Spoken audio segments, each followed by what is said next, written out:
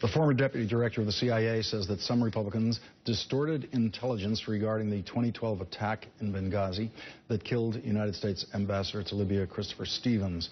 The New York Times reports that Michael Morell, in his new book, dismisses the allegation that the United States military and CIA officers were ordered to stand down and not come to the rescue of their comrades.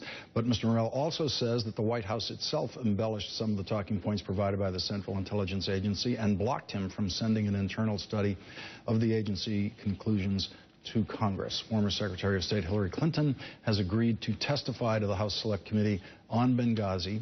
Back with us is Democratic Congressman Adam Smith, who is a member of the House Armed Services Committee. He is also a member of the House Select Committee on Benghazi. Congressman Smith, how does Deputy Director Morell's new revelations in his book affect the current state of knowledge of what's going on here? It doesn't change it at all. I mean, we've had this investigated, I think it's 9 times, with the Intelligence Committee in the House being the most recent. And, you know, the talking points, CIA's involvement in it, who spun it this way, who spun it that way. I mean, that's been talked about for a very long time and reported on in, like I said, a number of official reports. And I mean, the real issue here, as we've learned, is this new Benghazi committee is all about partisanship and politics. It is all about the 2016 presidential election and not about trying to figure anything new out about Benghazi. And I think that's unfortunate. But that's the way the committee's headed. So I don't think it changes the equation. I think all we need to know about the Benghazi committee is they've spent $3 million thus far and had 3 hearings. Well, I'll throw one other thing out there. And they seem to want to push this as close to the November election as possible. This is something that could have been wrapped up months ago. It wasn't necessary in the first place, but it certainly could have been wrapped up months ago if indeed they were trying to figure out something of a substantive policy nature.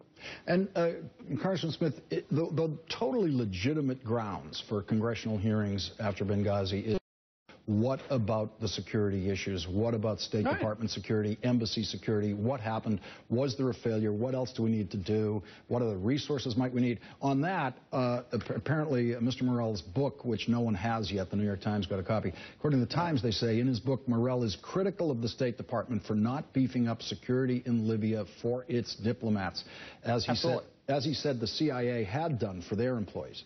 Yeah, no, and that's something that has come out in, I think, just about every one of those reports that I just cited. Look, it is not that what happened in Benghazi shouldn't have been investigated. It absolutely should have been investigated. 4 Americans died, and they shouldn't have. What went wrong? What could we do better in the future? Those were questions that demanded answers, and we did that. We had an independent panel. Like I said, we had several committees that looked into it. That has been investigated. What the Republicans want to do is they want to drag this out as far as possible because, look, I'm a Democrat, but you got to be honest about it. This was a bad moment for the Obama administration. Now, every administration that I'm familiar with has had these bad moments. It's a big, nasty world. Ronald Reagan, of course, had Beirut. You know, Bill Clinton had Somalia. George W. Bush had 9/11. I mean, these bad moments are going to happen in a presidency, and they deserve to be investigated. But what the Republicans are doing now is they're trying to drag that out to focus as much attention as possible on it. And, you know, I think that's partisan, political, and not the way Congress should be conducting itself. Congressman Adam Smith, that's our last word tonight. Thanks for joining us. Chris Hayes is up next.